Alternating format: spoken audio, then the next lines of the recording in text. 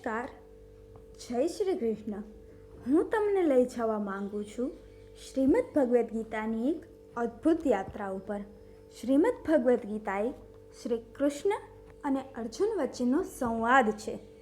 સંજય પોતાની દ્રષ્ટિથી યુદ્ધમાં થયેલ ઘટનાનું ધૃતરાષ્ટ્રને વર્ણન કરે છે, જે શ્રીમદ ભગવદ્ ગીતામાં દર્શાવવામાં આવેલ છે. ગીતામાં જો કોઈ શ્રેષ્ઠ છે તો તે છે શ્રી કૃષ્ણ. અધ્યાય 1 અર્જુન વિષાદ યોગ. પ્રથમ અધ્યાયના પ્રથમ શ્લોકની શરૂઆત ધૃતરાષ્ટ્રના પ્રશ્ન દ્વારા થાય છે કે કુરુક્ષેત્રમાં એકઠા થયેલા મારા અને પાંડુના પુત્રોએ શું કર્યું. સંજય તેનો જવાબ આપતા આગળના શ્લોકોમાં સમગ્ર સેનાનું વર્ણન કરે છે અને યુદ્ધની સ્થિતિ વર્ણવે છે. અર્જુન જ્યારે શ્રી કૃષ્ણને ઋષિકેશનું સંબોધન આપતા રથને સેનાની વચ્ચે લઈ જવાનું કહે છે, ત્યારે શ્રી કૃષ્ણ રથને બંને સેનાઓની મધ્યમાં ઊભો રાખી અર્જુનને કહે છે કે હે પાર્થ, યુદ્ધમાં એકઠા થયેલા કૌરવોને તું જો. અર્જુન પોતાના બાંધવોને જોઈ કરુણાથી ઘેરાઈને વિષાદ કરે છે કે મારા હાથમાંથી ગાંડીવ સરી રહ્યું છે, મારી ચામડી પણ બળી રહી છે, મારું મન જાણે ભ્રમણ કરે છે, માટે હું ઊભો રહેવા માટે પણ સક્ષમ નથી. વિષાદ કરતો આ અર્જુન યુદ્ધની વૃત્તિ ન ધરાવતા મનુષ્યની માફક કહે છે કે હું વિજય ઈચ્છતો નથી અને સ્વજનોને મારીને પણ હું કલ્યાણને જોતો નથી, અને આ ધૃતરાષ્ટ્રના પુત્રોને હાણીને પણ મને તો પાપ જ લાગશે ને.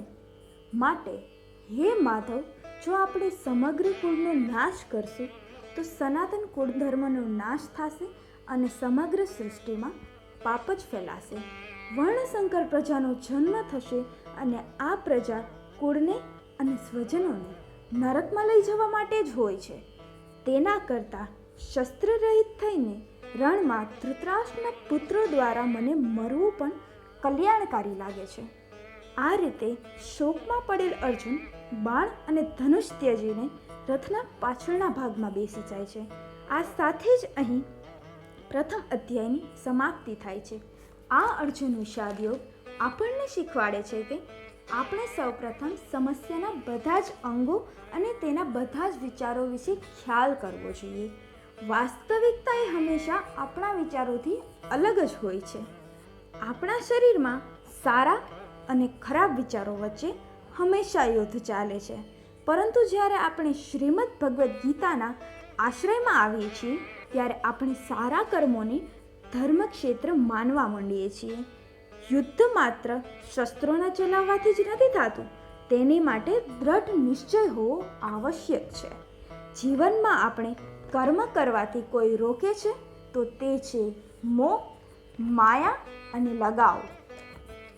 આશા રાખું છું કે આ પ્રથમ અધ્યાયની સમજ હું તમને સારી રીતે આપી શકી હોય. તો હવે હું તમને મળીશ આ અદ્ભુત યાત્રાના બીજા અધ્યાયમાં. ત્યાં સુધી સર્વને હર હર મહાદેવ. જય શ્રી કૃષ્ણ.